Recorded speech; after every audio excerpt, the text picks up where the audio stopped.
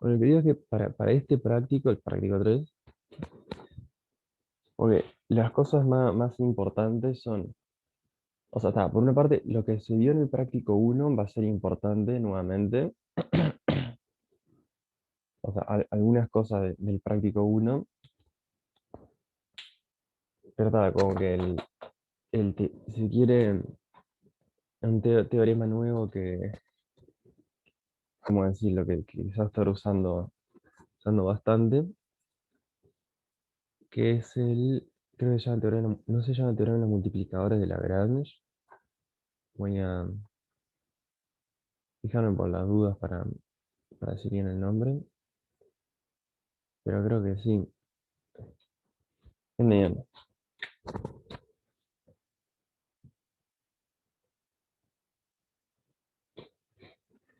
Quisiera tipo como anotar lo que quede como de repaso, trae en calón, y también hacer algunos comentarios al respecto, ya sea del punto de vista lógico, de un punto de vista más como intuitivo.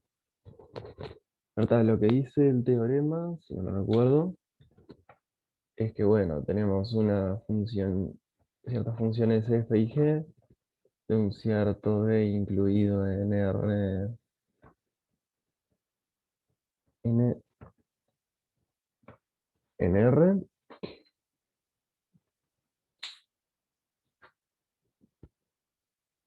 y lo que no, o sea, el problema que nos interesa es hallar ¿cómo decirlo? Lo que queremos es, o sea, como, no lo voy a escribir en el teorema, por lo tanto, no tiene mucho sentido en el enunciado, pero como el objetivo de esto siempre es como maximizar f en el conjunto de los puntos en los que g vale cero, que eso capaz está bueno escribirlo. Escribimos, si se quiere, c, conjunto de los x perteneciente a Rn, o capaz es mejor decir a D, tal que g de x es igual a cero. Y bueno, acá vamos a, o sea, suponiendo ciertas cosas, vamos a hacer así. Lo que vamos a hacer pues es un punto, para escribirlo igual, voy a mirar las notas para escribirlo igual a como están las notas.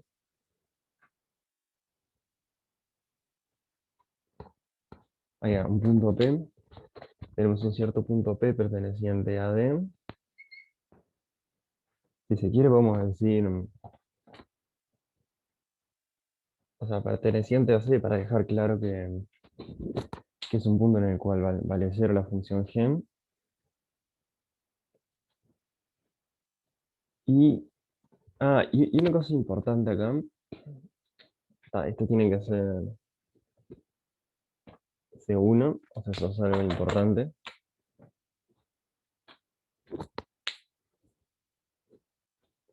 Otra cosa que nos dicen el teorema es que el gradiente de g en P es distinto de cero. Avísenme, no sé si se ve bien o no.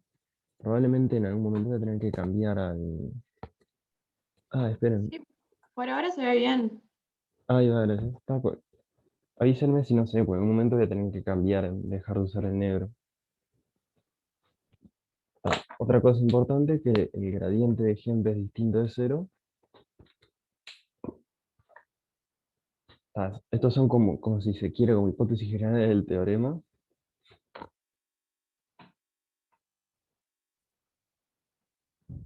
Voy a empezar a escribir en azul, creo, porque en cualquier momento no se va a ver más lo que escribo en negro.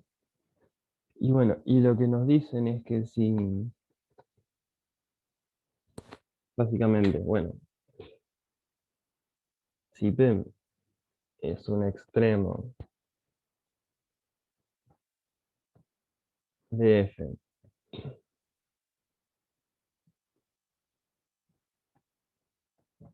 condicionado a C, se escribe, creo. Sí, condicionado a C. Entonces, existe un lambda perteneciente a los reales, tal que el gradiente de gen p más lambda por el gradiente de gen p es igual a cero.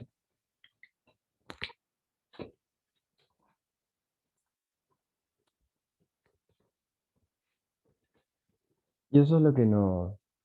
Es el enunciado del teorema.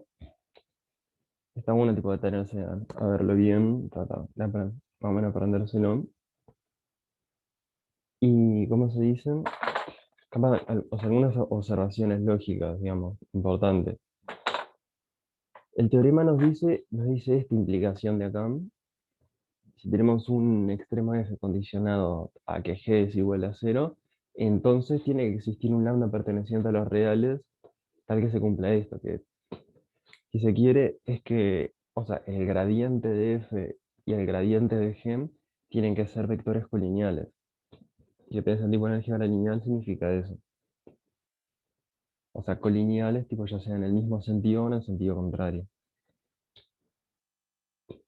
Una cosa importante es que el recíproco no se cumple. O sea, esto no es cierto. Dígame, ¿qué quiero decir? Suponiendo que estamos en todas estas hipótesis de acá arriba.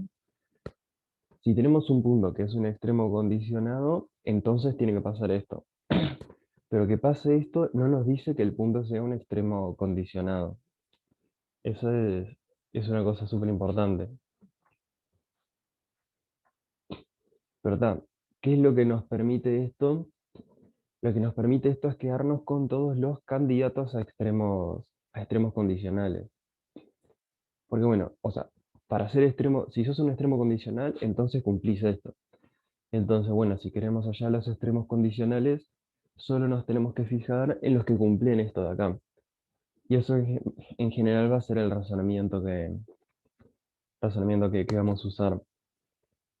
O sea, si tuviéramos un sí, solo sí, sería encontrar los que cumplen esto y ahí tenemos todos los extremos. Pero sí, sí, es el vector nulo, sí. Sí, sí, es el vector nulo. Sí, si quiere, acá puedo escribir acá, o sea, que este es el cero perteneciente a Rn. Sí, sí.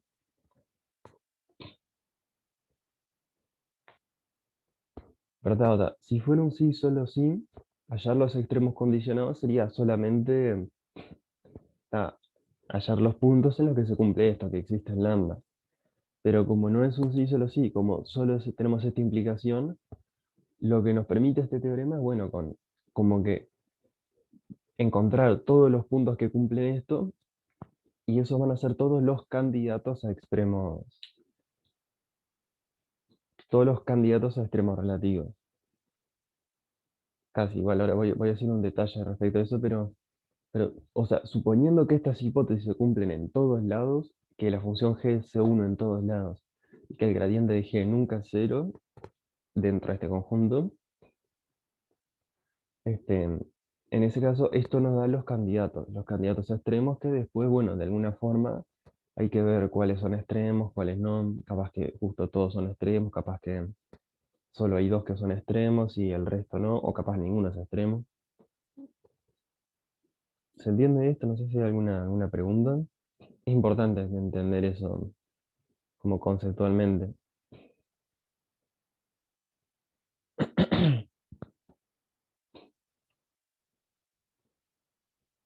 Buenísimo. Y un comentario más del estilo como lógico. Después de estos comentarios lógicos voy a hablar un poco de como una interpretación geométrica que me parece que puede estar buena. Voy a borrar un poco de última, o sea, esto lo tienen está en las notas. Lo importante, lo único que le agrego acá es esto, que es importante que sepan que no se cumple el recíproco. O sea, encontrar un punto que cumple esto no te dice de una que es extremo condicionado. Hay que pensar un poco más. La voy a borrar un poco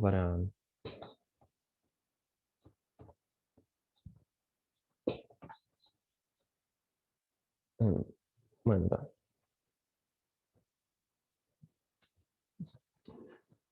Quiere decir, entonces, en general, acá tenemos tipo estas hipótesis de acá, ¿no?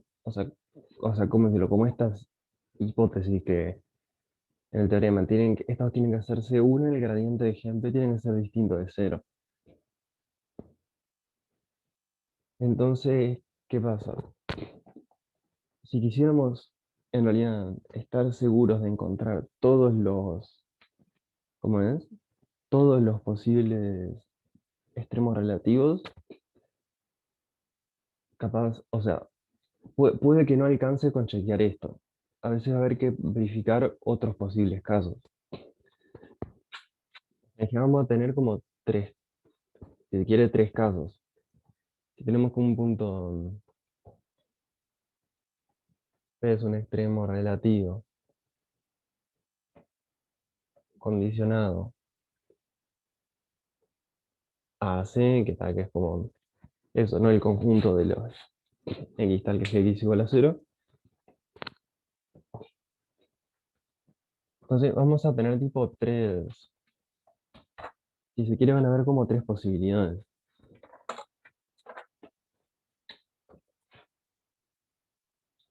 Por una parte tenemos que existe lambda tal que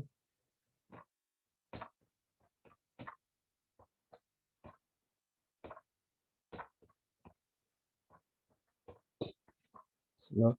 O sea, estos son unos posibles puntos ¿cómo decirlo? O sea, yo digo, los puntos que cumplen esto son candidatos a extremos relativos condicionados a C. Pero, ¿se acuerdan que yo acá le borré para que entre esto? Pero que habían otras hipótesis que tenían que hacerse uno o que también y también que el gradiente es distinto a cero. Entonces, ¿qué pasa? También otros posibles candidatos son puntos en los que,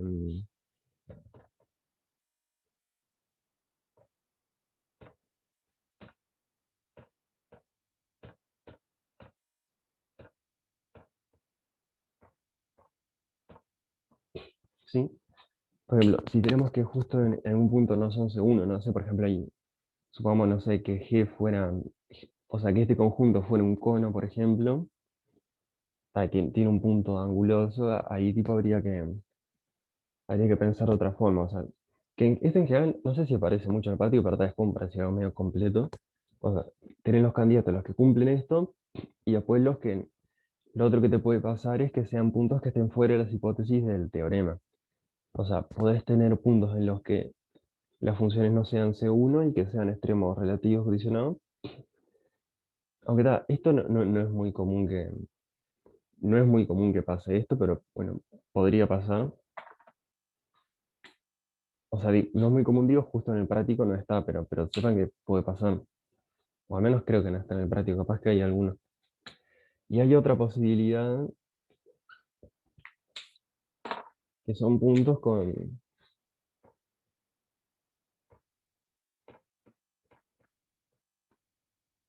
que cumplan esto.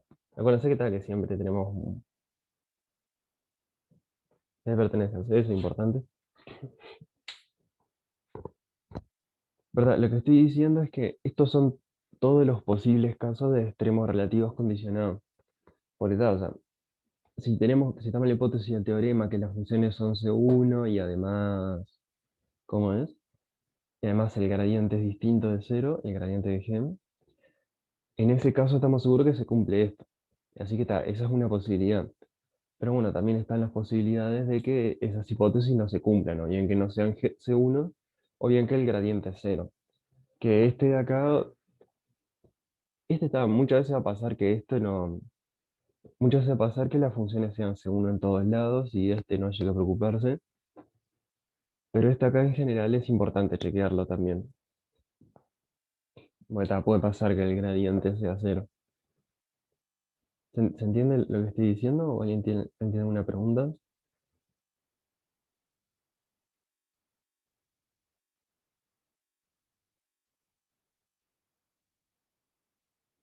Sí, también. Si una sola de las dos no es C1, está bien. Así que yo te voy a pensar, si no es C1, o sea, capaz que no existen estos gradientes, entonces no tiene sentido. Este caso acá arriba no tiene sentido, entonces, sí, sí, con que una de las dos no sea C1, ya está, o sea, es un posible candidato a punto crítico. Quiero decir, extremo relativo condicional. Y tal, en general, y un poco leí acá de fondo, es que tal, o sea, si consideran funciones que no, puntos de los que no sean C1, la idea es que la función, para ver cómo decirlo, la idea es que en general, mirando estos casos, uno termina con una cantidad finita de puntos. Bueno, o sea, uno tiene una función de, yo qué sé, no sé, de un círculo en R, o sea, de un círculo en R, y la idea es que, bueno, mirando como estos casos, uno quede con finitos puntos, porque, o sea, uno va a tener candidatos, pero esos candidatos van a ser una cantidad finita de candidatos, o sea, en general pasa eso en los ejercicios, y tal, entonces uno como es una cantidad finita, bueno, se fija el más grande, se fija el más chico, y con eso sabe cuáles son efectivamente los extremos. Igual, una cosa que habrá que usar bastante de por medio es ¿por qué pasa? Un detalle importante. O sea, este teorema no que nos da es una condición necesaria para extremo, ¿no? O sea, te da candidatos a extremos, pero el teorema nunca te dice que algo efectivamente es un extremo. O sea, lo único que te dice es que, bueno, si hay extremos, bueno, tiene que ser alguno de estos candidatos, que son, bueno, los que cumplen esto, los que están en esos otros casos de ahí. Pero el teorema nunca te asegura ni siquiera que existan extremos.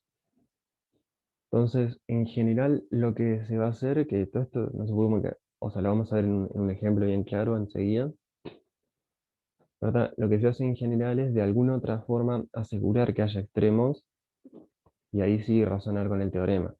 Y en general, lo que más comúnmente se usa para asegurar que haya extremos es el teorema de Weierstrass. Exactamente. No sé si alguien tiene ¿hay alguna otra pregunta hasta ahora?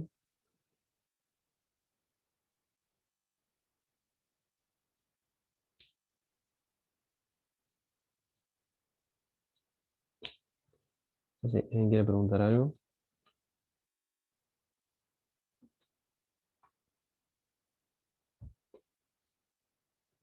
Bien. Después hay un detalle buenísimo. Después otro detalle es que capaz que hablo que escrito tipo de esta forma, pero si nosotros acá en vez de tener f y gem,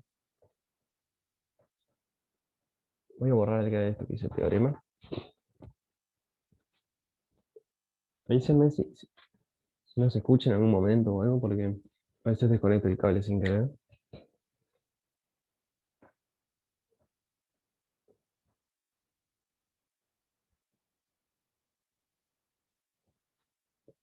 Si tuviéramos un montón de restricciones, esto es algo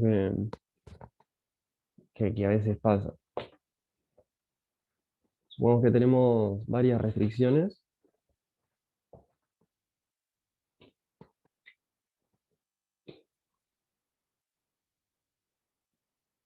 y una cosa importante es que la cantidad de restricciones tiene que ser menor a la dimensión, ¿no? O sea, n de que estamos en Rn.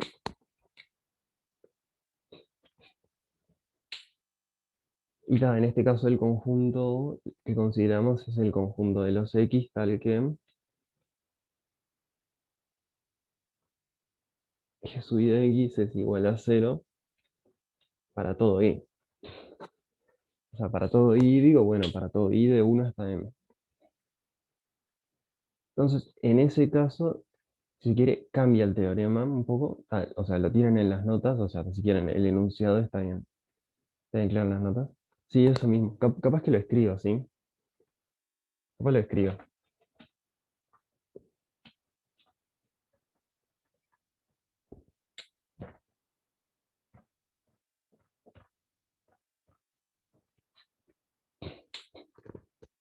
Entonces, bueno, si estamos en un caso como este, que es importante esto de m menor a n, en ese caso, las posibilidades van a ser estas. Una posibilidad es lo que dice el enunciado del teorema, que es que existe el lambda 1 y lambda m, tal que el gradiente de f en p, más la sumatoria igual 1 hasta m.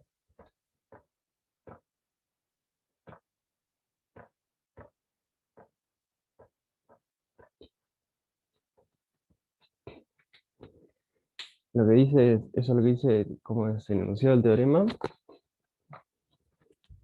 Ya, por las dudas, esto viene a ser tipo, creo que se entiende, pero es tipo lambda 1 por el gradiente de g sub 1 en p.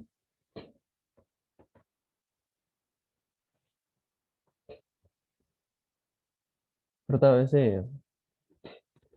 aporta un poco de intuición a veces escribirlo así, tipo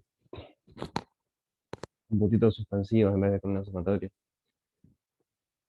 O sea, como que uno, no sé, o sea, no es que aparezcan más ecuaciones, sino que tenés una sola ecuación que tiene todos los gradientes ahí metidos, cada una con su propio, bueno, valor de lambda.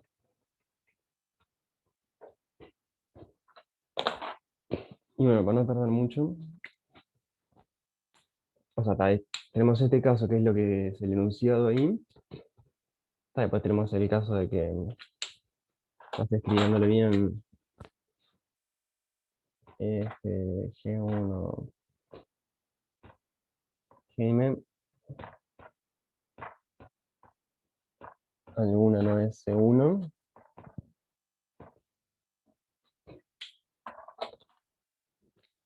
Y el otro caso que también cambia bastante es este acá.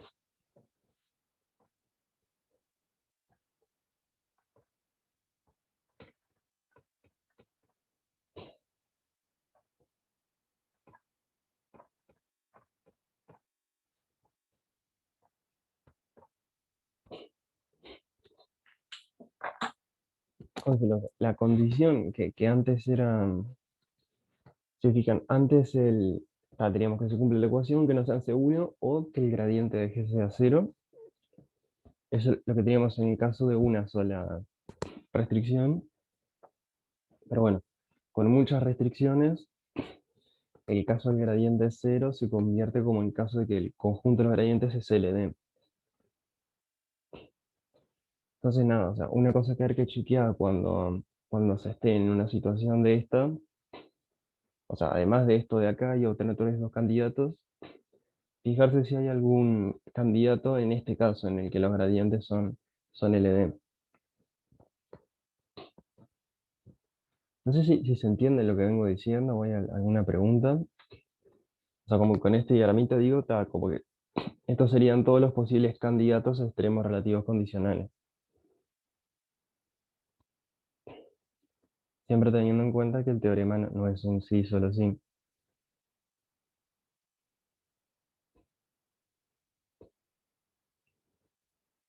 No sé si alguien tiene alguna pregunta.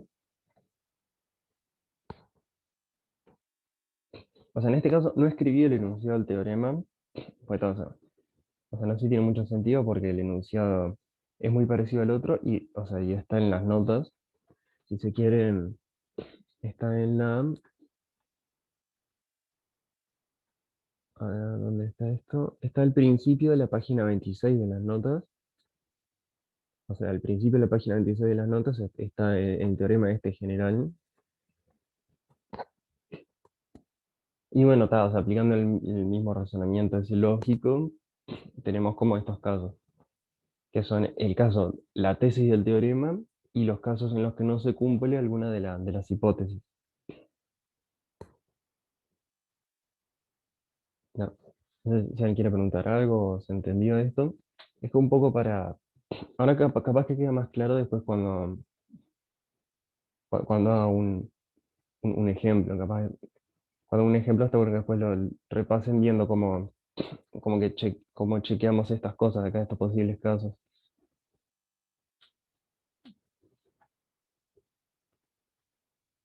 Yo asumo que se entiende, pero cualquier cosa me interrumpen. Lo último que quería comentarles es como una intuición, que no sé si estas cosas ya lo habrán hablado en el teórico, no vi las clases OpenFin, pero de verdad, como una intuición geométrica me parece que puede estar buena para acordarse del enunciado, por lo menos en el caso de una sola restricción.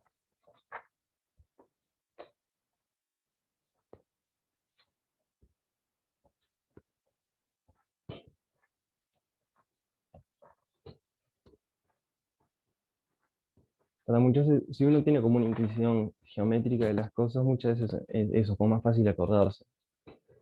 Entonces, a ver si puedo. Vamos a suponer una cosa así. Supongamos que tenemos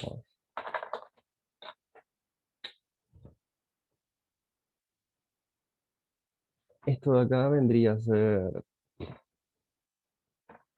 g igual a cero. Y si quieren, si vamos para acá arriba, tenemos, por ejemplo, g mayor a cero. Y si vamos para acá abajo, tenemos g menor a cero, ¿no? O sea, y si, o sea, pensando de esta forma, o sea, el gradiente de g, por ejemplo, en algún punto de. O sea, pensando esto no como una cosa tridimensional, ¿no? Como que esto sigue, o sea, hacia allá. O sea, estoy pensando como que el g igual a cero viene a ser como un plano.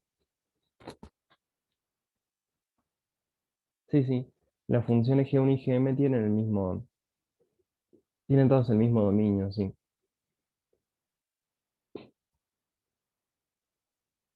Sí, sí. O sea, son todas funciones de Rn. No, o sea, son todas funciones de Rn en R. Eso es importante, sí.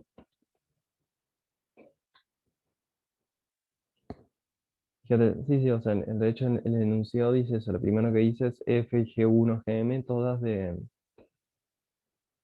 Vos decís que el dominio tenga dimensión menor. Vos, o sea, claro, no, no, no puede pasar. No, porque fíjate que vos tenés una cosa así como, vos tenés gradiente de f más, más algo por gradiente de g1 más algo por gradiente de g2, y entonces tienen que tener todas dimensiones iguales, porque vos podés sumar vectores de R3 con vectores de R3, pero no sé, si el gradiente de f fuera algo de R3 y el gradiente de alguna g fuera algo de R2, ahí no tiene sentido esa suma, ¿se entiende? Como no tiene sentido sumar una cosa de R3 con una cosa de R2, como que no tenés que sumarle la tercera coordenada. Bueno, no sé si por eso. Como no tendría sentido en otro caso, me parece. Bien, ¿verdad? En este caso acá estoy diciendo, supongo que. O sea, tendría que ser como un plano en el cual g es igual a cero, el sem, o capaz. Es que capaz, por un tema de intuición, lo que voy a hacer es. Discúlpeme que acá voy a cambiar y voy a decir que esto es f. Discúlpeme. Pero, o sea, esto es la función f, la que queremos ver si tiene tan extremo condicionado. Sumamos que, o sea, acá es cero, acá es mayor a cero, acá es menor a cero. O sea, esto si se quiere. O sea, vamos a, en vez de cero, poner un sem. Como que la estoy entrenando, pero yo quiero que a lo mejor esto aporte como una especie de ejemplo, como una especie de idea intuitiva de por qué se tiene que cumplir el teorema, que eso me parece que está bueno. ¿Verdad? O sea, en este caso, o sea, tenemos como acá como todo un plano en el cual vale constante. O sea, si se quiere, lo que tendríamos acá es que, por ejemplo, dado este punto acá en el medio, el gradiente f es esto, ¿no? Este punto acá, este punto P. Luego pensamos, el gradiente es como la dirección en la que crece la función. Acá tenemos como este plano es constante, y bueno, la dirección del gradiente crece, en la dirección contraria decrece la función. Entonces, ¿y qué pasa? Cuando consideramos la función gem, si se quiere, el gradiente de gem es perpendicular a las curvas de nivel. Eso no sé si se acuerdan de cálculo 2, pero, o sea, el gradiente siempre es normal a la curva, a la superficie de nivel, si se quiere. Cuando tenemos, si tenemos acá, vamos a poner una cosa así.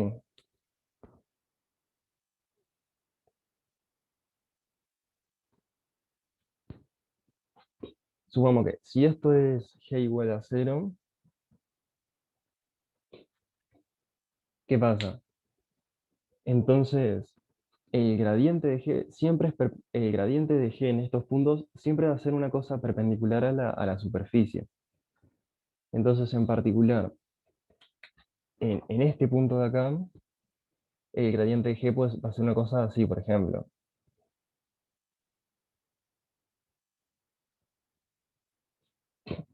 O sea, lo que es importante es que, o sea, el gradiente siempre es perpendicular a la superficie de nivel, o sea, a la superficie en la cual la función vale constante. No sé si se entiende lo que estoy diciendo o no, no es muy claro. No sé si se acuerdan de eso de cálculo 2 o no sé si no sé si lo vieron o no. Si se quieren, capaz eso capaz, está bueno escribir lo que, supongamos que si tenemos, no sé, que g de p es igual a cero, entonces el gradiente de g en p es perpendicular, o sea, si se quiere, al conjunto de los x tal que g de x es igual a cero. O sea, eso es una cosa que se cumple. O sea, si consideramos, o sea, que esto que es como la superficie, que en este caso lo dibujé como si fuera un paraboloide. Bueno, si consideramos un punto de superficie, vamos al gradiente de la función. O sea, el gradiente es perpendicular a la superficie de nivel, el conjunto de los x en los que vale siempre cero. Pero ¿qué pasa? Pero no sé si se entiende esto que estoy diciendo acá o hay alguna pregunta. Parece que o sea, está bueno tener como una intuición geométrica, una intuición geométrica de esto, porque se tiene que cumplir. No sé si tienen alguna pregunta. No sé, o sea, no sé si se entiende esto, si se entiende esto o no.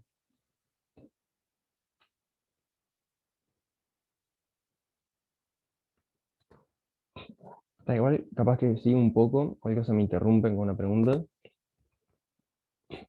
¿Verdad? En este caso acá, no sé si se dan cuenta, ¿qué sería el punto P? No sé, ¿sería un extremo condicionado acá el punto P? O sea, respecto a esto de acá, a g igual a cero.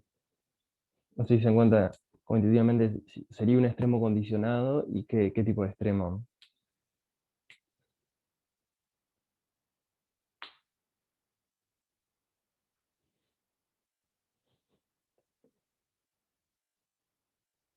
En, en este caso, o sea, en este caso, como estoy pensando en R3,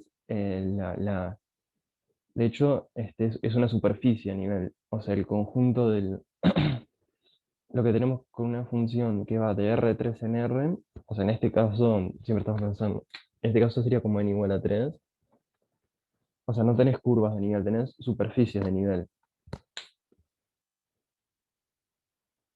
No sé si se entiende eso, ¿no?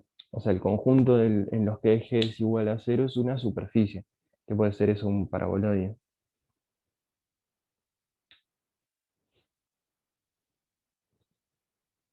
No sé si se entiende eso, ¿no? Porque Esto acá es una superficie.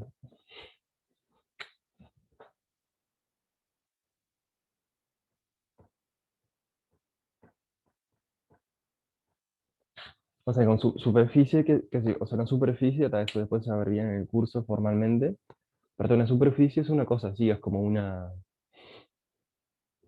cosa de dos dimensiones.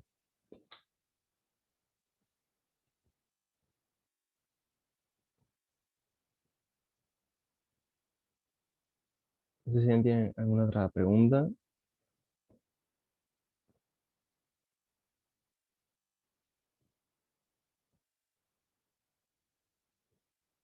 O sea, en este caso, ahora yo les pregunto a ustedes, viendo esto acá, ¿no? Que en este punto f es igual a c, acá arriba f es mayor a c y acá abajo f es menor a c, y suponiendo que esta sea la curva de nivel, ¿no?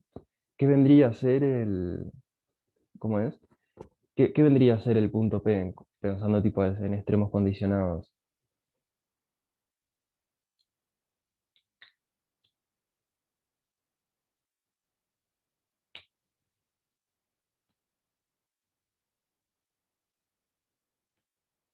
Enséñense, si se llegan a dar cuenta de qué sería.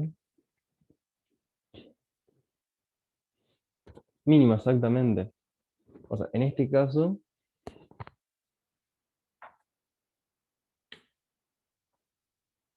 o sea, vendría a ser un mínimo.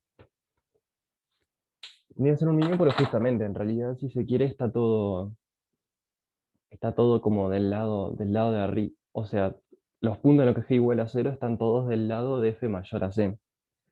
Y por eso es que justamente es un mínimo. Bien. Ahora, si yo, si yo hiciera el dibujo con una cosa como contraria,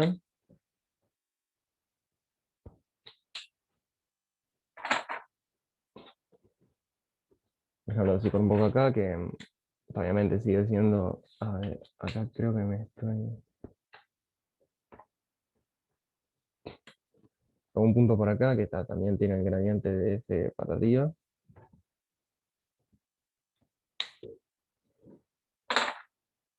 Y supongamos que si fuera una cosa tipo al revés,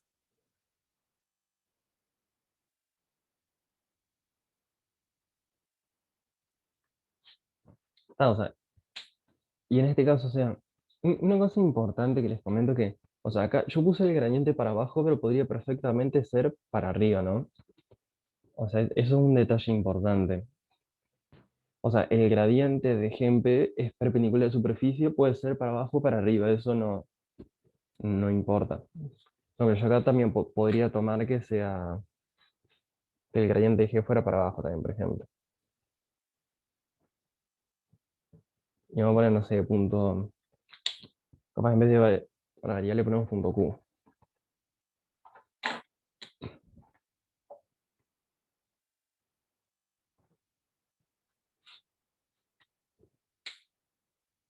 Bueno, en este caso, ¿qué vendría a ser este punto Q? ¿Qué vendría a ser en este caso?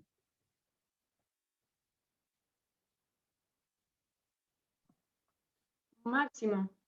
Claro, sí. Muchas gracias. Tal cual. O sea, en este caso creo que hasta directo que sería un máximo.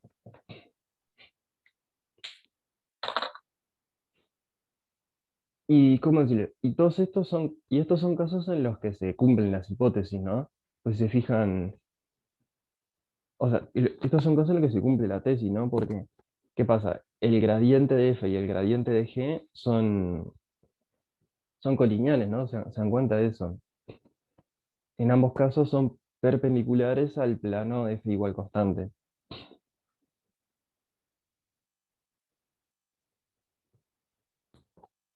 Y ahora, una cosa, o sea, otra cosa importante que está bueno dibujarlo también. Hay otra cosa que puede pasar, ¿no? O sea, de encontrar esto es igual a c, y que para arriba f es mayor a c y para abajo f es menor a c. Hay otra cosa que puede pasar, Si acá tomamos, no sé, un PQ, bueno, R vamos a tomar, no sé, no estoy muy creativo. Otra cosa que puede pasar es que acá tengamos un punto silla.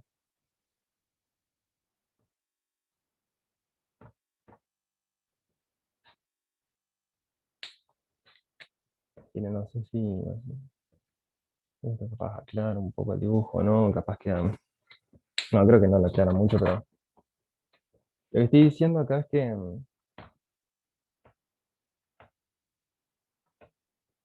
o sea, supongamos que acá, o sea, que esto acá es un punto silla. O sea, que digamos que es una...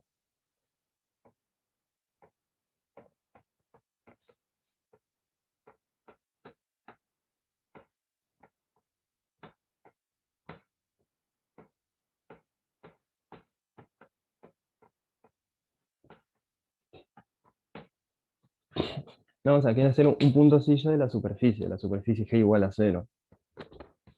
Imagínense como no, como un paraboloide hiperbólico. ¿Qué pasa? En este caso, de vuelta, ¿no?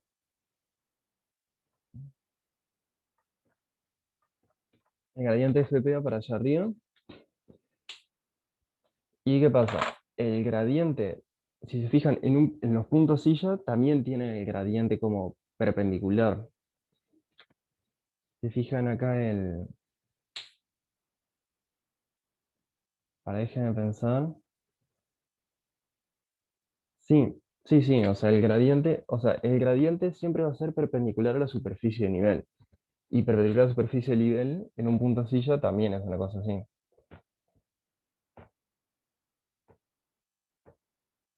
Voy a poner R también para que quede claro.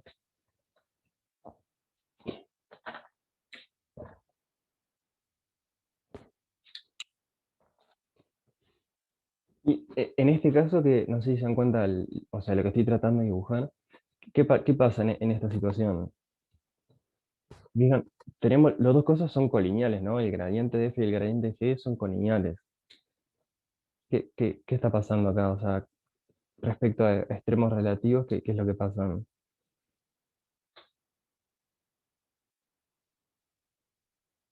O sea, extremos condicionados, quiero decir.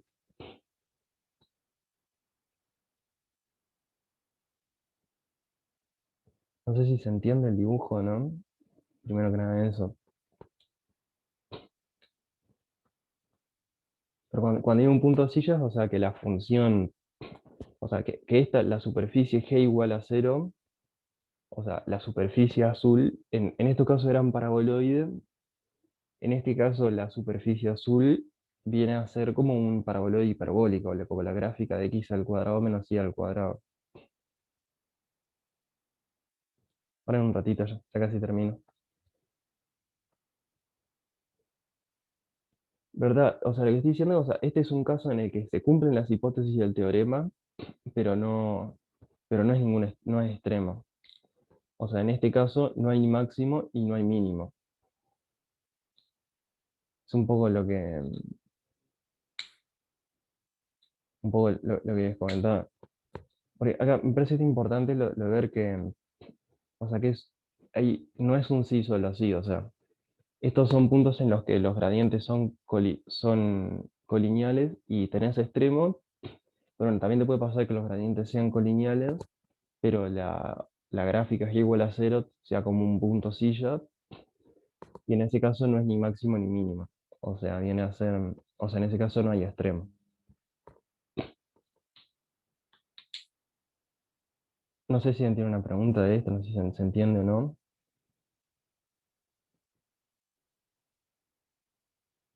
En realidad no se hace, no, en este práctico no se hace hessiana. Capaz que se podría hacer, sí, o sea, se podría hacer, pero, pero no, o sea, en general es un poco más complicado porque tendrías que ver a esto, porque vos a priori vos tenés una función g de tres variables y tendrías que convertir en una función de dos variables, o sea, un poco complicado. En general no, sí, sí, el gradiente del f, yo estoy suponiendo como que la función f siempre es como creciente, Siempre estoy tomando como una función f que crece hacia arriba y decrece hacia abajo.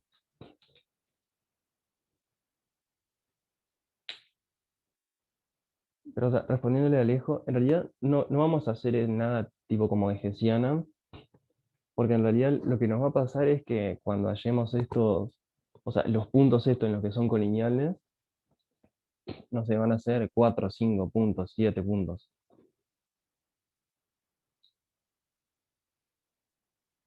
O sea, en general, lo que te va a pasar en general, que ahora vamos a ver tipo un ejemplo, es que cuando vos vas a hallar los puntos en los que pasa esto, los puntos en los que es colineal, que puede estar pasando a cualquiera de estas cosas, pero van a ser tipo, no sé, 3, 4 puntos van a ser, por ejemplo, y al ser 4 puntos vos te vas a fijar tipo cuáles son, no sé, 2, 3, 4 puntos, y vos lo que vas a hacer es fijarte cuánto vale la función.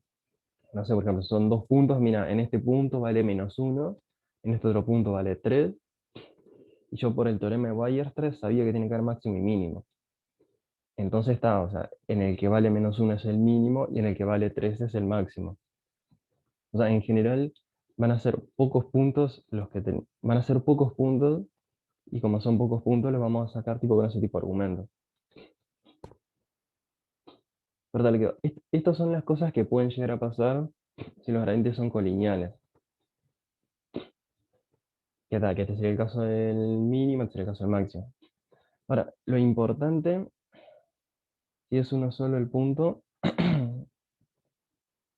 y en ese caso hay que ver, si tenés un solo punto en el que pasa eso, y hay que ver, o sea, en ese caso, tal, lo más probable es que si hay máximo y si vos aseguras por el teorema de Weierstrass que hay máximo y mínimo y tenés un solo candidato, entonces medio como que la función tiene que ser constante, porque ese punto tendría que ser el máximo y a la vez el mínimo.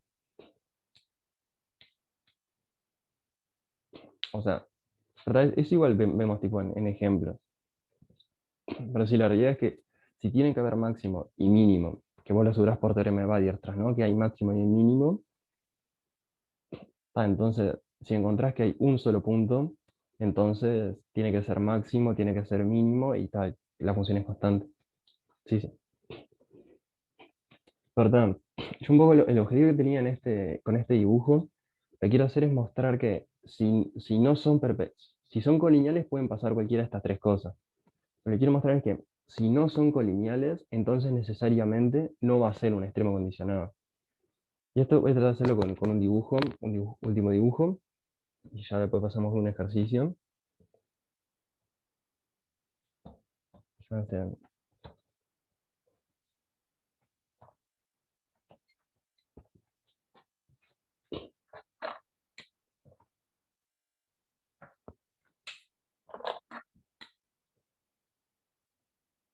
que supongamos que este es el gradiente de f,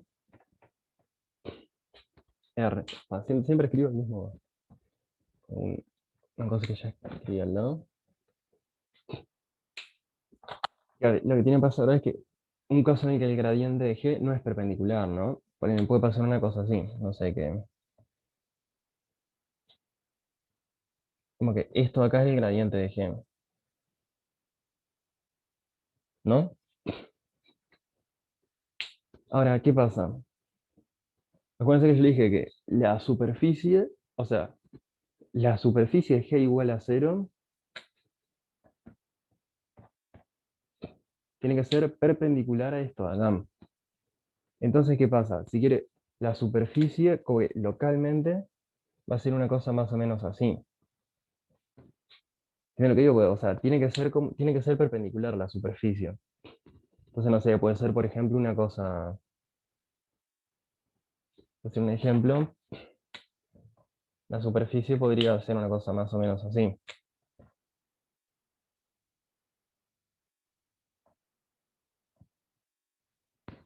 ¿Se entiende? O sea, pero lo importante es que tiene que ser una superficie que es perpendicular a este punto acá. Pero ¿qué pasa? Como es perpendicular como es perpendicular a este punto, como es perpendicular a esta dirección, necesariamente va a cortar esta recta de acá de forma, o sea, no va a ser tangente a esta recta, no va a ser tangente a esto, lo va a cortar así, que se llama como, o sea, se llama transversalmente, y se me cayó el marcador. Ahora sí lo recuperé. Entonces, ¿qué pasa? Como lo corta así, tipo de esta forma, ¿cómo decirlo? O sea, lo que ocurre es que tenés puntos por debajo y tenés puntos por arriba. O sea, lo que le estoy diciendo es que si no son colineales, si ya estaba para acá y ya estaba para otro lado, necesariamente va a ser una cosa así, como chanfleada que pasa, va a ser una cosa que atraviesa esta, sí o sí va a ser una cosa que atraviesa este plano de nivel. Entonces, nada, o sea, van a haber puntos en los que f es mayor, van a haber puntos en los que f es menor, y no va a ser un extremo relativo condicionado. No sé si se entiende esto o no, o es una pregunta.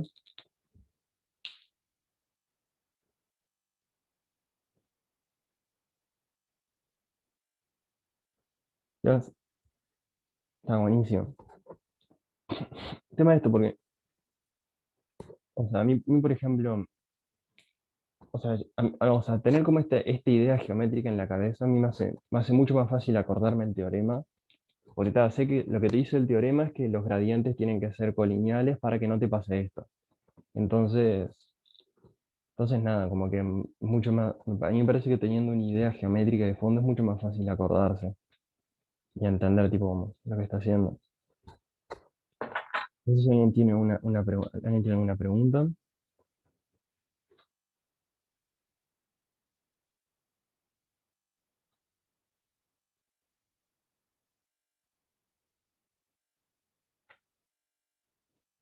Ah, vamos a hacer.